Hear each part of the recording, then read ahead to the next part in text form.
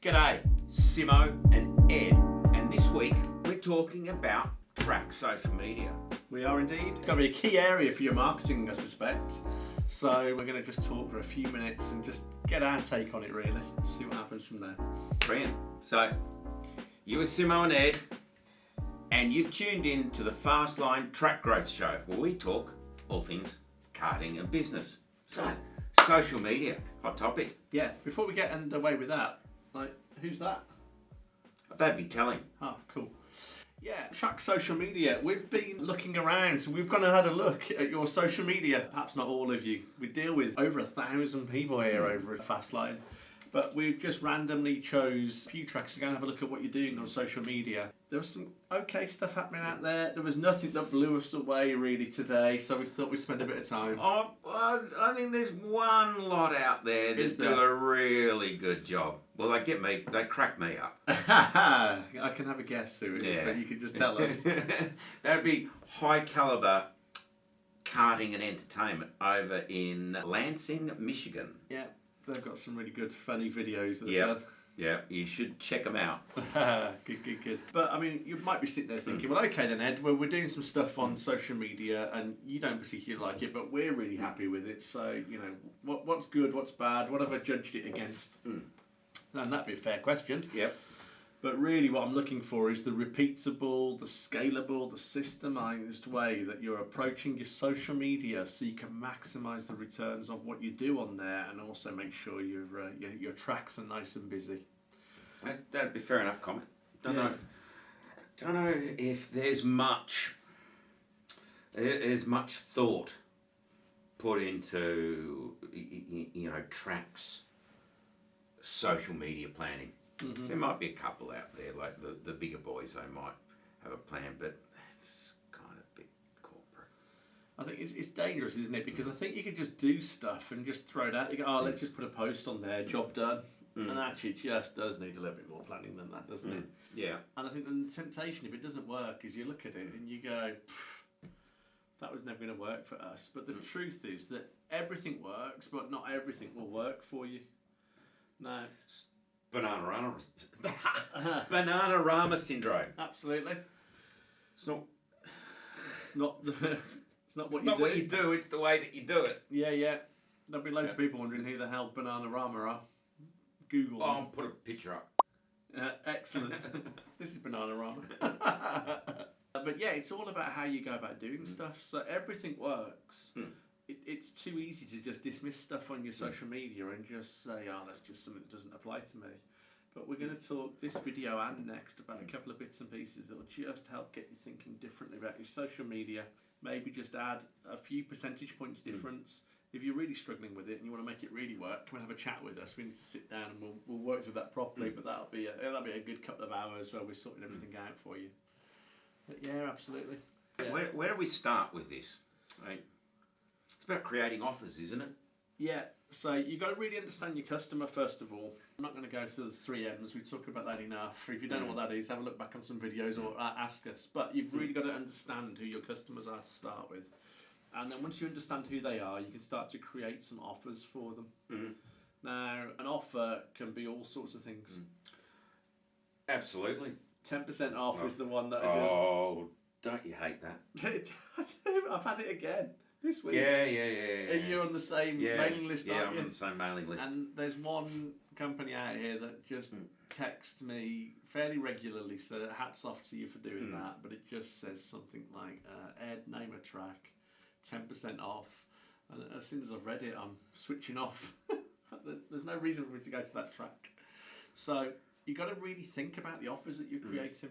Think about your customers, what really switches them on, what will make them come and turn up. You might have different customers on different platforms, because there's not just you don't have just one customer avatar for a go-kart centre. Yeah, you will have several. Yeah. You know, you're going to have your corporates. You're going to address them in a different way. They're going to have different needs, wants, desires. Your regular track viewers, track visitors. They're going to have a different set of requirements. Yeah. You know, and then you've got occasional walk-ins, arrive and drives. Yeah, so ideally what I'm looking for is I want 3 price points that be really good, each related to an offer. It won't always quite work like that if there's lots of different people that you're trying to attract. But I want to start thinking about how do I increase group sizes? So I'll do that through an offer. What times of day do I want people turning up? I might do offers around times of day so I can fill up any lag time, anything that is quiet. The other thing I was thinking around was possibly setting up a club of some sort of membership down at the site. These are just things I've scribbled down. I haven't thought about a track, haven't thought about anything. But rather than money off or 10% off, which is typically what most businesses go for, I just want to get across the idea that there's other things you can start doing before discounting price, which is just going to come straight off your bottom line and really hurt you at the end of the year when you're trying to take a dividend out of your company. So I want to get some really strong offers first of all, not just because I can do it, but actually offers that relate to the people I want turning up at my track. You get to choose who turns up at your track. I think membership is misused on the whole in the go-kart world. It's sort of like, oh, well, you know, become a member, and you just become a member. Oh, okay. And you can race there for a year. You got to buy a membership, and there's not a lot to it. Okay. You know, they're not trying to establish that tribe or raving fan. Yeah, we've just done a video recently on books, and there's a couple in there that you might want to go and have a look at. But essentially, I'll give little hints there. If you're looking to set up a membership organisation within or people that are there, they're not there for your track. They're probably there for other people that are members. So the real key to getting that to be a strong membership is to go and get them interacting in some way and forming sort of friendship bonds, ideally. But at least just a cursory glance and a nod at the track will probably help. I think more like gym. You know, do you ever turn up at the gym? You walk in, there's just the same faces, you get a little nod, but you don't know anybody's name. And that's good enough. That's probably enough to keep people going along to the gym. Until I haven't been for a while. So, now then, we've got some great offers starting to develop. Next thing, right? I don't want you guys. This is the thing I've seen on the social media. I've just seen, so the 10% offer is a really good one. You and I, we get this offer come through fairly regularly. I don't know how they decide when to send it out, but I probably get that about 5 times a year. Yeah. So, but there's no reason for me to take action. Right, so you've got to create a deadline. There's got to be a reason for me to come down. Just 10% off. I'm like, what do you do? Well, I know that if I just wait, I mean, another 10% off in a few months. So there's no reason for me to come and get involved. So you need to go and create a deadline. Give them a reason to get involved, because as they always say, nothing happens without a deadline. That's correct. If it wasn't for the last minute, nothing would ever get done. That's it. And I mean, and you're quite right about that 10% offer. I've seen it within Fastline before. We used to do monthly specials, and I found particular customers would just wait until the offer came up around again for hairnets, and then they'd stock up. Okay. As soon as I worked that out, I stopped it. Wow. It's the same thing with the karting. There's a company that keeps texting me. There's every chance they could get me down that karting centre if they gave me the right offer. In fact, one of their places, I'm often within a couple hundred metres of their track, and I still haven't been in for 3 or 4 years. So it can be done. There's a couple of things that are going to just help you naturally here. Right, so deadline, time, you want to be working with stuff that will just fit into a calendar ideally. Yeah. Today there's something called Pancake Day in the UK at the time Shrove Tuesday. It is. We're going to shrive on Shrove Tuesday for Pancake Day. So that's where they use all the fatty stuff out of the cupboard, and then you go for 40 days with giving up chocolate or smoking or something. But that's a great deadline. So you've got 2 deadlines there. One is the start, which is Pancake Day. So you could have had a pancake race down your track. You could have done pancake cooking competition. Absolutely, that would pancake work. Flipping competition. Absolutely, and then go and burn the calories off on the track. And then the other one is at the end of the 40 days is Easter. So now you've got 2 bites of the cherry. So stuff that will create natural deadlines is already in your calendar. It's Christmas, we don't have to think too hard about. School holidays, we don't have to think too hard about it. Now all of a sudden you're starting to think, your anniversary of the track, that's another one. You can start to create other events that just happen every year around your track. And all of a sudden, you'll be so busy in your calendar, there's stuff happening all the time. Yeah, you can make this stuff up. I mean,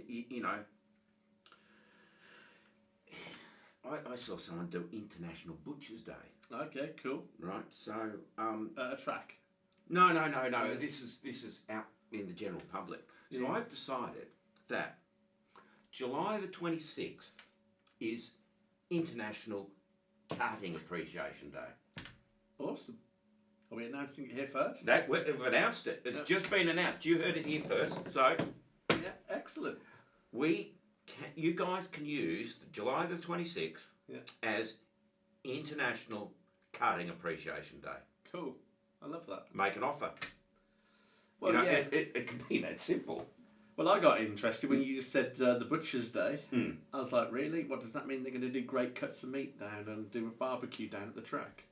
Because Well, you, you don't need to take money off that. You just need to say, book on here today and come and taste some of the best meats we've sourced locally. That'll be fantastic for you. And I'd go and give that a try. That would get me down to your track. There's a hardware store in Australia called Bunnings, right? Okay. And every Saturday, it's been a long time since I've been to Oz, but can't get in there. And if you can, you won't get out. No. But at least every Saturday, and it might be every weekend, you can go down and they have a sausage sizzle. So you go down there, you buy sausage, they wrap it up in a piece of bread, you can have some onions, you can have some cheese and all of that sort of stuff. And it drags people in. Yeah, yeah. And they go to that hardware store as opposed to some other one. That's amazing, isn't it? This is understanding your audience, isn't it? A hardware store, that'd be absolutely fantastic. I've seen that done in the UK with bacon butties. So some mornings they'll do it, particularly on a Friday. If they want to go and speak to a load of electricians, for example, they can just put an offer, come in on a Friday between 7:30 and 8 and grab your bacon butty. We want to have a chat with you about some feedback. Yeah. And of course they buy stuff while they're in there. So we've got some offers. We've realised that deadlines can be created really simply. Now you've got to learn how to speak to these people. You've got to get the messaging right. So you probably want to learn some simple copy tricks. Yeah. Right. And I'm going to give you some now. So I've scribbled some down. These are just lines that I've just come up with today while I was just sat here thinking, what would I offer? Now I can't remember what offer was attached with them when I was writing some notes before we came on here, but it doesn't matter. Right? It's all about grabbing attention. You know, you've got, your subject line or your title. That's to get people to open your email or to read a post. Read a post, yeah.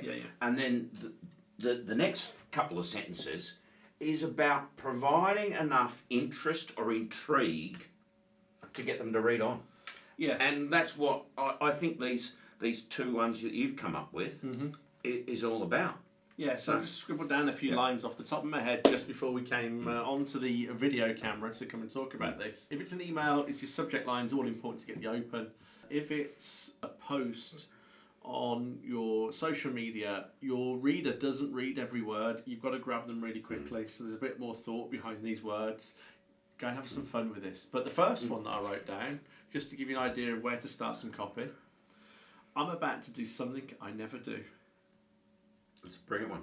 Yeah, want to read more? Want to find out what it is? I could do that in bold. Can't always do it on every platform. But if I can just highlight that, I'm about to do something I never do. I think there'll be loads of people who will come and have a look at that. Yeah. I can't believe what I'm about to tell you. Yeah.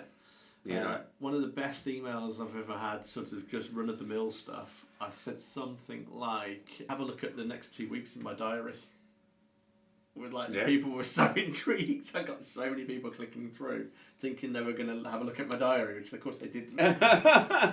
Could never do that. The smarter ones will have already known, but there was enough intrigue in there. Loads of people followed the hyperlink that are stuck in that one. So that was an interesting one. The next line that I came up with, I've just scribbled this down. I've got an opportunity for the next 5 people. That was the start of it, and then I need to put a really strong offer in there. I don't know what your offer's going to be, right? So I've just got an idea here that I've just developed. So it goes, I've got an opportunity for the next 5 people. It's an exclusive track use just for you and your friends for not a penny extra.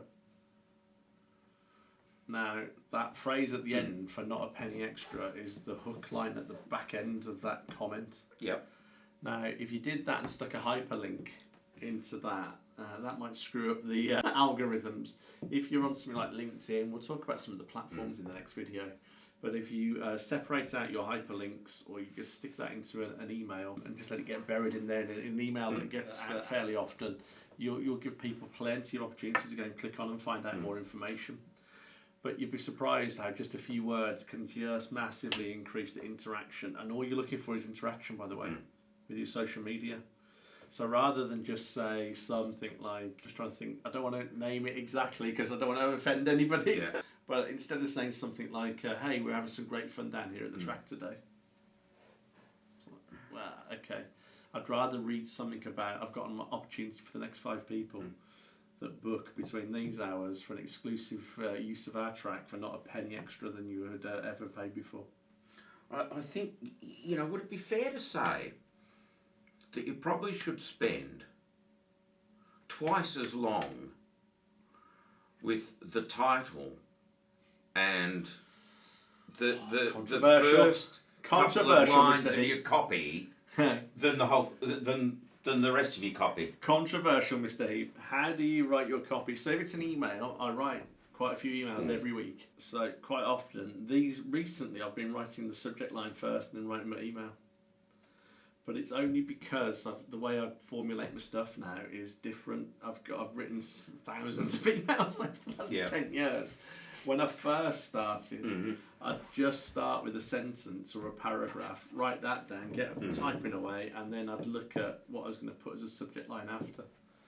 But most copywriters that I've spoken with write the body of the text first and then spend quite a bit of time looking at the subject line.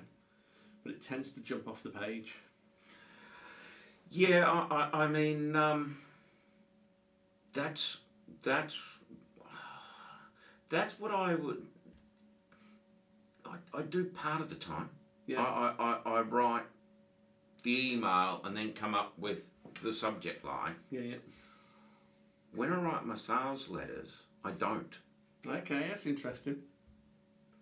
I start at the top. These days with my copy, I've usually thought it out. I come up with an idea for an email and I'll work my way through it. Yeah, but if you're doing a sales letter, I don't know if it's the same for you, but I've written a fair few. So when you're sitting down, the subject line is the first paragraph.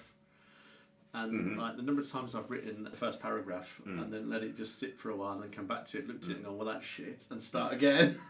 Right? When you really have to work hard to get people to read stuff these days. We haven't got time to do dual readership path, but that's something else we need to have a look at. We'll do that another day. But not everybody reads everything, so you've got to be really careful what words you put in, particularly at the start and towards the end as well. People will often flick through and have a look and then work backwards. Yeah. So, and there we go. So, that's probably a good point to end today's video. Cool. Okay, it's just a quick delve into track social media. Yeah, I think a how-to. Yeah, and I wasn't overly impressed with some of the stuff. Not that I wasn't impressed, because if you're out there doing stuff consistently, then you're already on the right path.